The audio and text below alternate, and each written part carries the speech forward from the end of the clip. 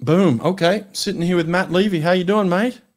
Yeah, really good. It's yeah, been a pretty busy time for me, and yeah, I've been about 12 months out of my swimming career, so it's certainly a different world out there.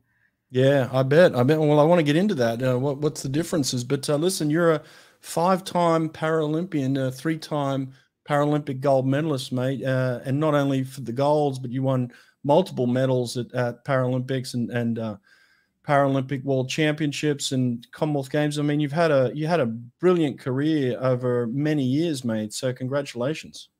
Yeah, thank you. Yeah, it was certainly enjoyable, and yeah, I really enjoy the sport of swimming, and I really enjoyed uh, seeing growth and I guess what I was doing. And I think for Mm. me, it was the enjoyment factor that kept me going and really kind of kept me uh, competing for all those years. And I guess, as you would know, you get a bit of a bug when you're Mm. competing and representing your country. And yeah, I think for me, it was definitely one of those.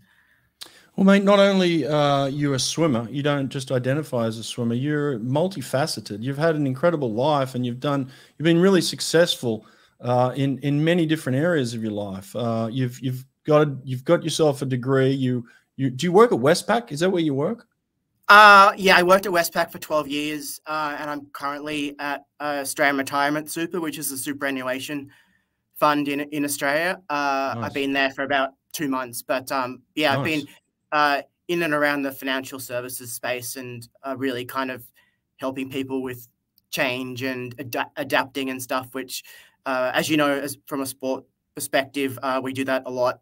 Yeah, well, change and adaptation. I can probably take your advice here. Maybe when we get offline, I need a little bit of advice. I've just gone through an adaptation myself, or I've gone out on my own. So, yeah, life takes you in different directions. But not only that, you're very inspiring. You've written books. You're a public speaker. You do amazing things to be kind of a community leader too, mate.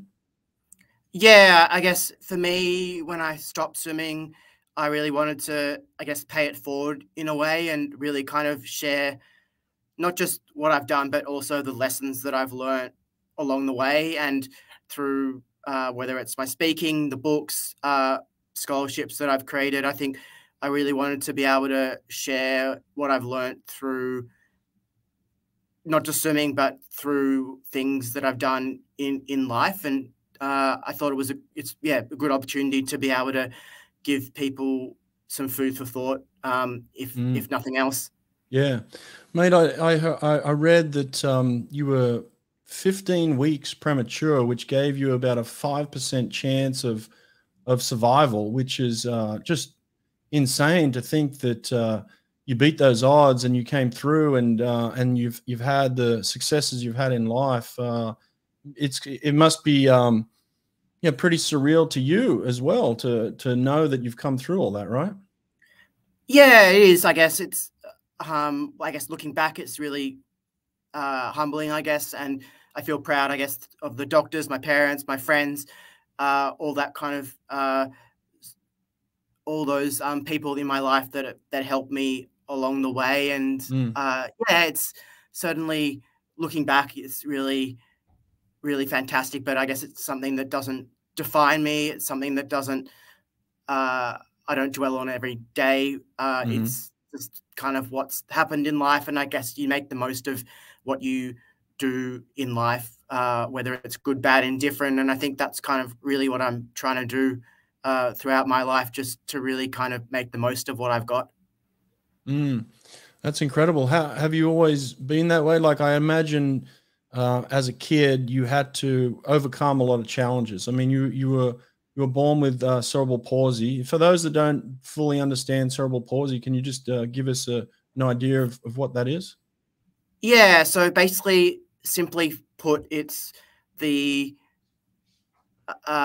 it's like, I guess, a broken phone cord essentially. So the message doesn't get to the brain uh, and doesn't get to the muscles, so things uh, don't work as well as they should. And for me, I guess it's things like putting toothpaste on toothbrushes is difficult due to the muscles not working. and unscrewing bottle lids, walking upstairs and walking downstairs because of the way I walk. So it's like little things, I guess, that everyone kind of takes for granted, that is a struggle on a daily basis. But you look at things in a positive light, and I think cerebral palsy is different for different people. But for me, I guess that's kind of the quick summary of kind of how it affects me on a daily basis. Yeah, mate. There's no way that you have had the success you've had in life if your parents didn't set you up for that. What kind of impact did they have on you early? How did they treat you as a child in order for you to be so successful? Yeah, they, I guess, helped me, whether it was going to training, whether it was advice that I needed throughout my my life, and they, I guess, helped set me on, I guess, that path through, I guess, just life lessons. Like, for example, when I was going to school in year 5, about 8 months before I started, my dad would take me to the city every day on a Sunday to know where the route was, to know how to get from A to B and from home and back again, and that kind of stuff. So I guess it was that kind of small lessons that I guess I got taught really early, and to not take any kind of opportunity for granted, I think, is what my parents kind of taught me through those type of lessons. And yeah, I guess you kind of look at the path in life your own way, but yeah, it's through, I guess, the people that you meet along the way, which kind of help you and steer you in certain directions, I think. What about the day-to-day? You know, you said you have trouble doing basic things like putting toothpaste on the toothbrush and things like that. At some point, I imagine your parents said, "Hey, you got to figure this out for yourself," right? Like, I'm sure, like with any child, you want to nurture them and you want to look after them, but at some point, that they say, "Matt, you're on your own here. You got to get this yourself." So I'm sure. Do you remember that period of time for you? Yeah, I think I remember vividly one particular moment. I swam at a swimming race out at Olympic Park, and I remember it was a school carnival, and the school bus had left. I didn't realize there was a going home time and a time to get back on that bus, and I was stuck out at Olympic Park that day, and it was around 70 k's from where I was living. So like I had to kind of figure out on my own, someone with a disability and someone that was probably 11 or 12 years of age at the time, to work out, I guess, whether I should go left, whether I should go right. And I guess at that particular moment, for, I guess, your listeners, back then we didn't have any social media or Instagram or all that kind of stuff. And to kind of work out by just asking questions of the general public, asking, well, what train should I go here, and how should I get to these particular things. And it ended up taking me around 3-4 hours to get home that particular day. But I guess I kind of learnt a lot from that experience.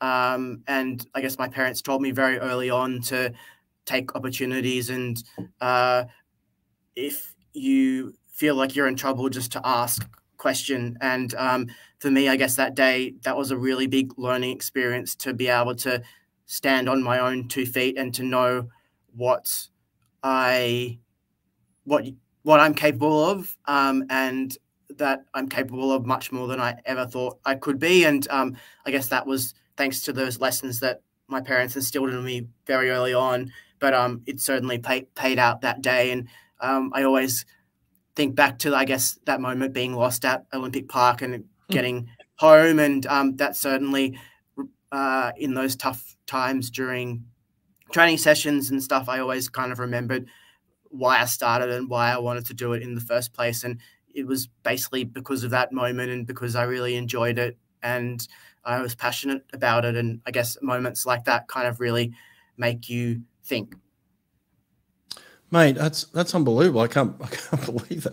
You're on a school excursion and the bus took off and left you there, and you had to figure your own way out. It took you 4 hours. They must have been in a panic. Someone must have lost their job over that, didn't they? Yeah, probably. I don't know the end details, but yeah, I guess it just goes to show that, like, yeah, if we're put in difficult situations, there's always, I guess, a way out of it. And I think I kind of always remember that during my life, whether it's in work or whatever it is. And it's always about taking that one step at a time, I think. Yeah, good for you. I mean, you made your way through it without panicking, and that's a testament. I guess that tells you a lot about your character too. You know, a lot of people would have maybe reacted very differently in that situation. You just kind of pulled your socks up and said, "All right, I'll find my way home." That's pretty amazing. But yeah, pretty much. yeah. Hey, tell me, how did you get into swimming then? So why swimming in particular? I guess for me, walking around wasn't easy in the early days.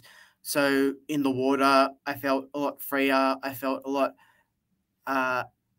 Felt able to move my arms and legs a lot freer than on land, and it was really a form of therapy for my disability, and helped me, I guess, be active and be able to do things that normal kids were doing and that kind of stuff. So it really started and it really continued its therapy for a very, very long time until the Sydney Paralympic Games. But I, see it as therapy and as health and fitness first and foremost. But it really did start in those hydro pools out at northwest of Sydney, learning how to walk and learning how to, I guess, move my arms and legs. That's kind of really how it started. What about the Paralympic movement? When did you realize, first of all, you had a talent for swimming? Who kind of told you about the Paralympic movement and that you could go and represent your country? Like, when was that first kind of put into your world? Yeah, I think back in 1998, 1999, my parents saw an opportunity in the local paper, and they saw there was a meet coming up in Homebush, and that was, I guess, the kind of first step into the Paralympic movement at one of the state championships. And yeah, back then I kind of barely made 50 meters and probably half, didn't do much more than one or two races, but I didn't really kind of get that bug of wanting to compete till probably 2000, when I was watching the Paralympic Games and watching some of the Olympic races as well. And that's kind of where I really wanted to do something more than just swimming laps up and down a swimming pool, and I saw, I guess, the opportunity to do something more for myself and do something more for not just my family, but also my country as well. And then I kind of got the skills and just decided to have a bit more coaching and that kind of stuff, and kind of went from there. But yeah, that's probably the first time I kind of realized that that there was that avenue out there. Now, 2004 was your first Paralympics. Who did you hook up with then in preparation for that? Who was your coach, and what type of work were you doing in preparation for your first Paralympics? Yeah, so I was training with Graham Brewer, who's now on the in Noosa. But the work I was probably doing was probably 8 sessions in the pool, probably 5-6 kilometers a session. Wow. Back then I was still in school. I was in year 10 or year 11 at the time. So juggling 2 sessions a day plus doing schoolwork or on the train on the way to training and that kind of stuff. And so I was with Graham Brewer for that campaign, and then moved across to Graham Carroll or Grubb from 2005 to around 2008. And then Ben Davies for a couple of years at Warringah. And then pretty much from 2010 till 2017, I was with Angelo Bassalo, who you know well. And then Steve Badger, I had him for 17 to 20, which was great at North Sydney Pool. If anyone ever has gone to North Sydney Pool or going when the renovations are done, it's really spectacular. Beautiful. Yeah. And then I was down at AAS for about 2 years with Yuri who migrated from Ukraine about 20 or so years ago. And then Martin Roberts as well, the back end of my career till I retired in 2022. So I've had, I guess, a varying different degree of coaches and personalities and that kind of stuff. But I've learnt a lot from all of them, and different things from all of them at very different times. Mate, that seems like a massive amount of work for someone with a disability. And you know, how does your body respond to training that that affects you differently than, let's say, just an able-bodied person? Like I imagine that there are certain things that you have to deal with inherently, right? But that seems like a massive amount of work, is it not? Yeah, it definitely is. I think the body takes a lot longer to get used to things. Right. So the skill level needs to be, I guess, really on point in terms of what I'm learning, whether it's hitting times or doing skill stuff. And I think for me, it was always really important to focus on recovery, both in and out of the water. Sure. And I think that was the biggest thing for me that kind of helped me in my career, managing my recovery from a very, very early age. I guess I could do the work that other people do, but obviously a little bit slower. But and it's about modifying some of the sets, whether it's times or whether it's distances. But it was also really about managing and monitoring my recovery to get the most out of each session, and that includes sleep. That includes ice baths and whatever that recovery method was for me at the time. But I think, yeah, it was really important to understand my body and know what my limits were. And I think having a disability, it's definitely a form of rehabilitation in a way. But it was really important to listen to my body when I was doing things, not overdo things. And I think that was really important, and the recovery aspect definitely helped that. Man, it sounds like the able-bodied athletes could probably learn a thing or two from you, you know, in terms of, like, you're probably really in tune and aware with what's going on in your body. You probably listen to it really well. And then you probably look after it really well. You know, you sound like you're a professional athlete, you know, which is what all of us should be thinking, right? Like, we should be listening to our body. We should be taking care of it. We should be trying to maximize workouts.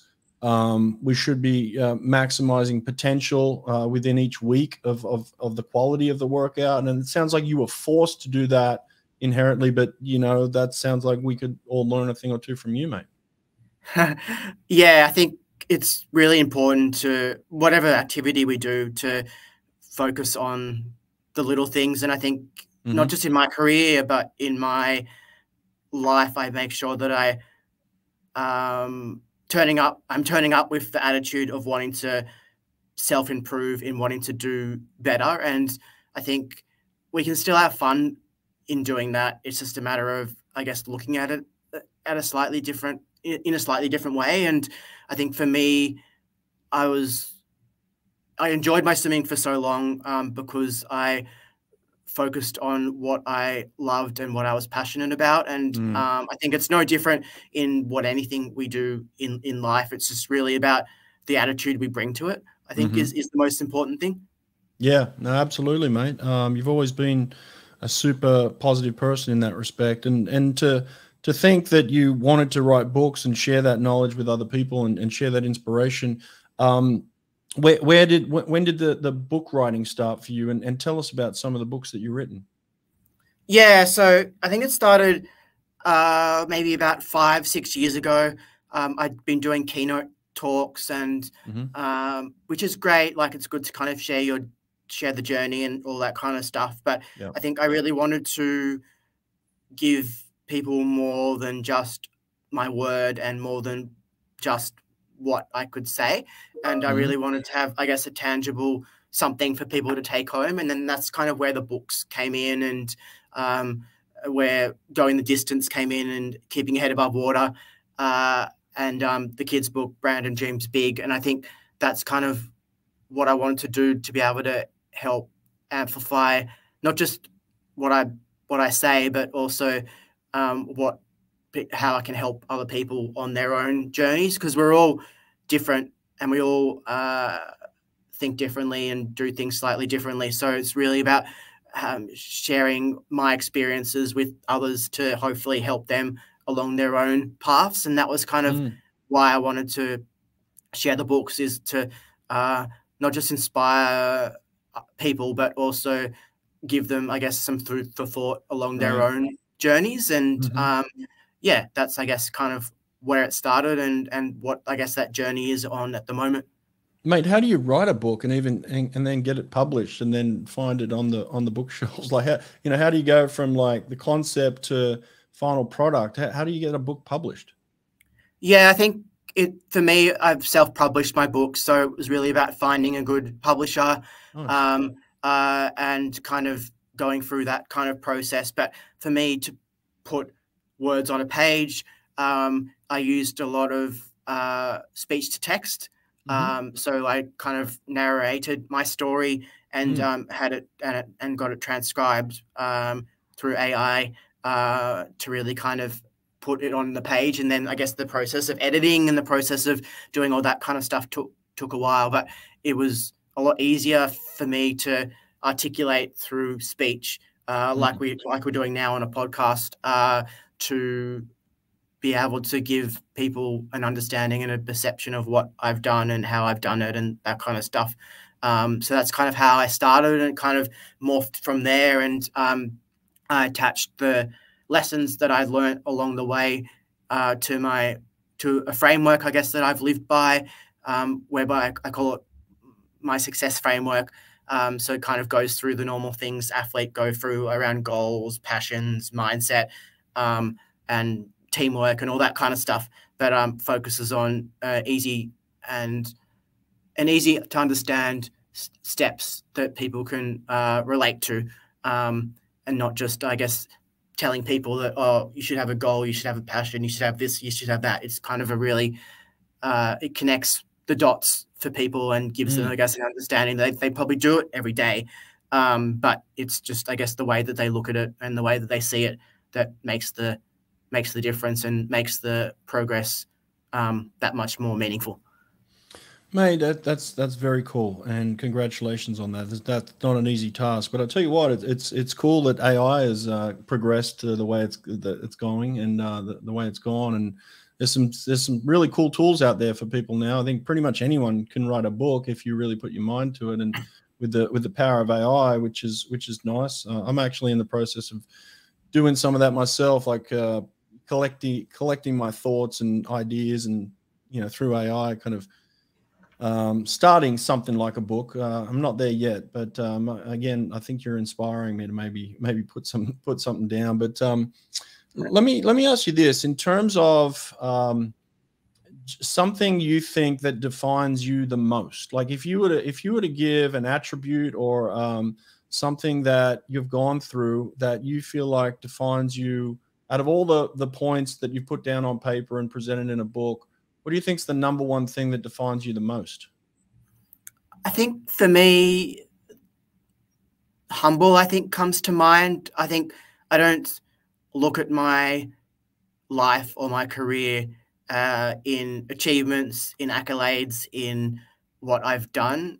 I look at it as teaching others other experiences and other lessons that they can bring in their own lives. I think that's probably the one word I think that probably typifies me and describes me as a person, because I don't do what I do to get the accolades or the pats on the back. I do it to be able to share it with others and to be able to share what I've learned and how I've gone about it, to hope that other people can learn from it, I think is the biggest thing for me. So you're not the type of person who looks in the mirror and sees limits. So you kind of see possibilities. Is that correct?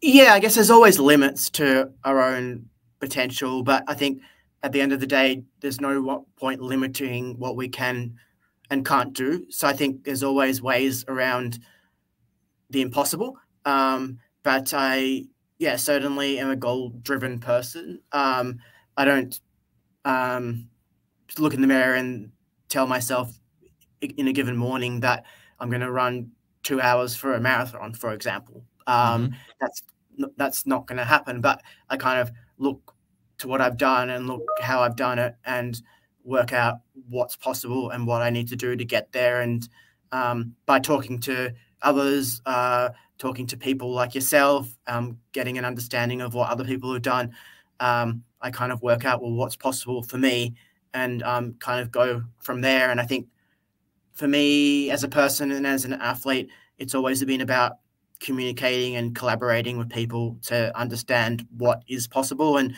you get a good sense of that through other people's experiences and just talking to other people about different things. Yeah.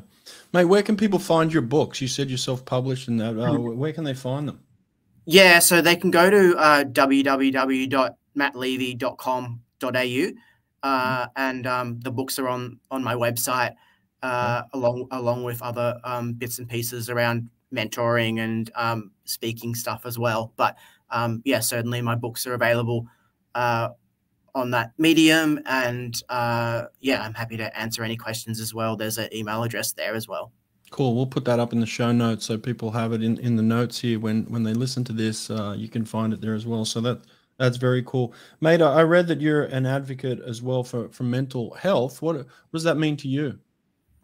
Yeah, I think mental health is really important for us all, whatever that means for you. It's really about the way we see things and the way we do things. And I think for me, every day is a day to just have a coffee or have a catch up with someone and ask them how they are, and really kind of just have a conversation with someone. I think at the end of the day, we all struggle at different times in our life. So it's really about having that helping hand when someone needs it, I think. And for me, mental health is really about being happy in yourself and being open and honest with those around you to help us all get through life together, because we all get through life in different stages and in different ways, and it's really important to all be in it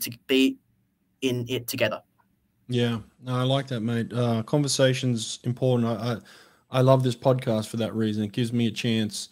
I always, you know, I told my fiance tonight, I was like, I got a podcast. I got to go have a conversation, and I like that. You know, it's a good thing. It keeps me connected to the world as well. So thank you for doing this for me too. So, mate, the other thing is, look, you went to 5 Paralympics. Do you have a favorite?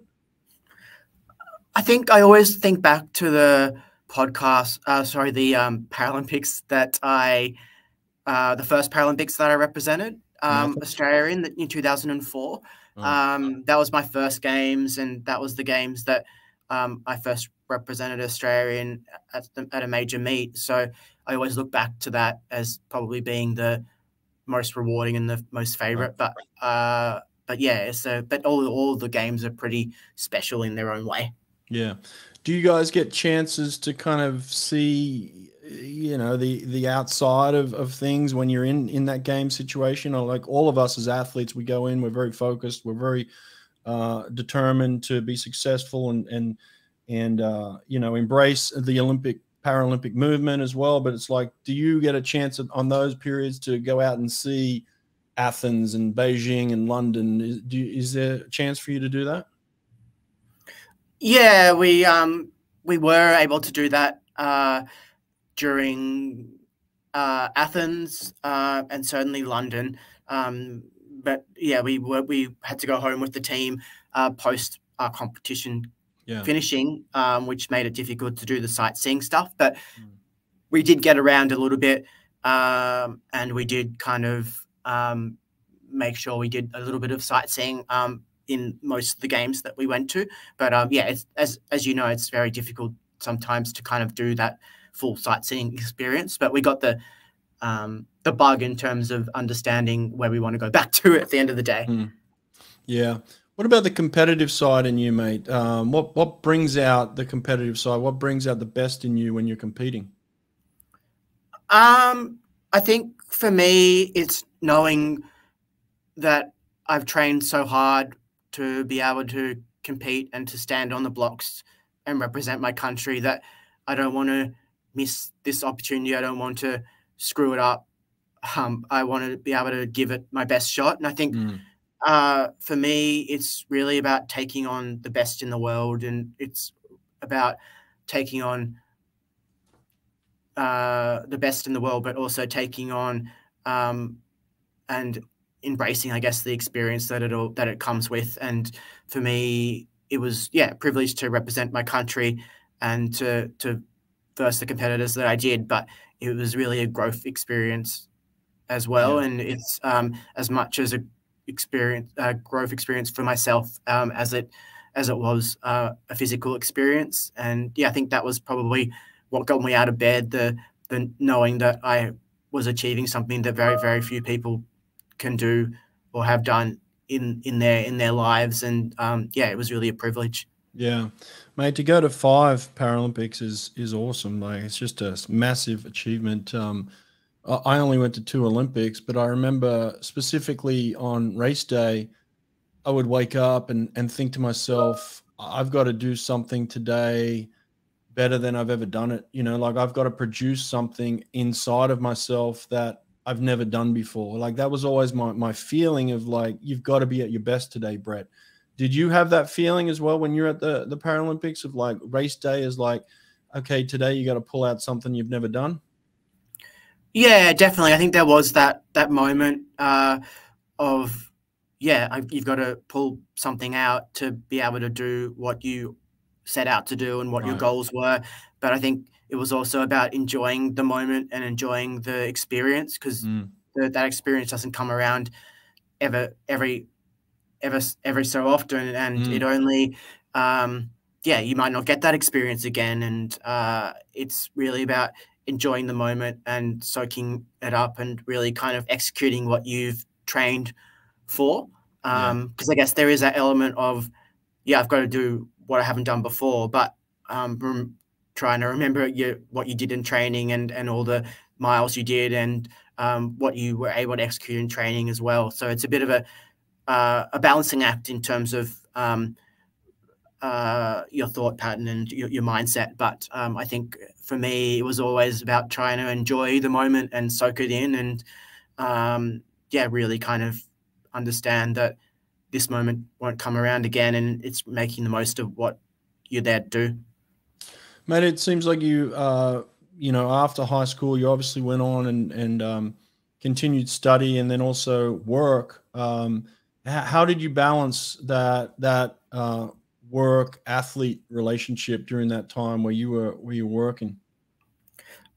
Yeah, so it was really difficult in terms of balancing all that, and I think when I was at school, I'd do training in the morning, then go to school, and then go to training afterwards. So it was kind of similar when I was working. I made a conscious decision back in 2010 to wanting to do some kind of close to full-time hours and get that skill post career,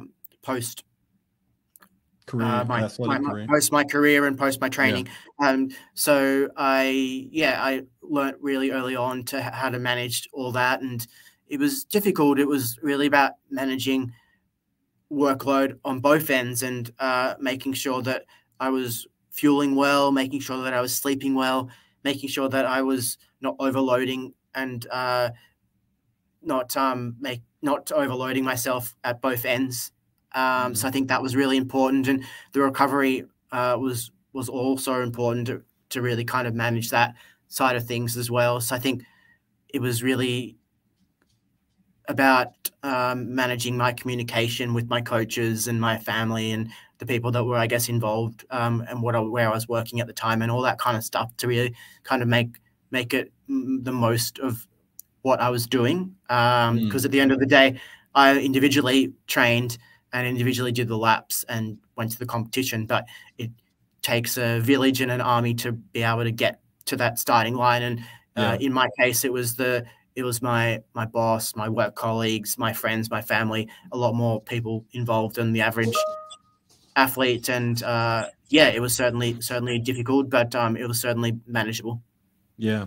Mate, Australia, I think, does the best job in the world. I could be wrong, but I think they do a pretty damn good job of including Paralympic athletes with the Olympic movement as well. You know, you guys have the same trials, or you're at the the same meets and things like that, and so that integration is really good. They don't do that in America, mate. They're completely separate. It's very strange, but Australia is very unified, right? Yeah, we are. Like, we do it, like we said, we have our same trials and that kind of stuff. So in that respect, it's really good. And I think the more we can be unified in one voice and one movement and how we kind of do things, the more society can move as one. And I think at the end of the day, just because one's going to Paralympic Games, one's going to Olympics, and whatever it might be, it doesn't mean that we need to do things so differently. It's really about learning from each other, and I think that's the most important thing from anything that we do. It's really about learning and understanding things and how to do things differently. And I think, yeah, we do it pretty well in Australia, and it's great to kind of stand on the blocks when there's people like your Olympians competing as well, and it makes for a good spectacle and a good the public can really understand what both sides are going through. Yeah, mate, I always found you guys super inspiring, and I realized real quick that most of the time you didn't need my help. You guys had it all figured out yourselves in terms of what you needed to do on a daily basis. It's not like we certainly don't need to be feeling sorry for you in any respect. I mean, you're quite capable of doing things bigger and better than most people. So, mate, you had an amazing career. What's next? Where do you go next after this?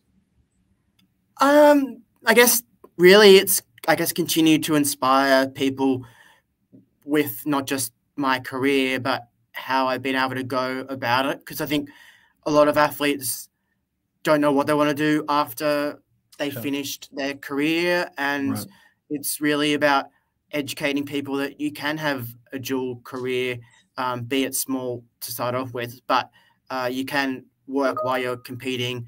You can, you can do a bit of both, and it's really about learning the skills for after and post athletic career. So you're staying connected to the Paralympic movement and things in Australia?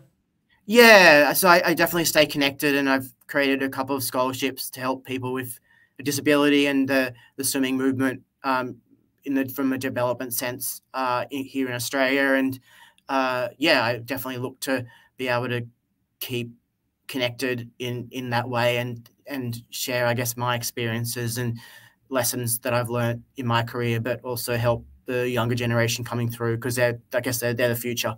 Yeah. Good stuff, mate. Listen, it's been great to catch up, and that the website mattlevy.com.au, is that correct?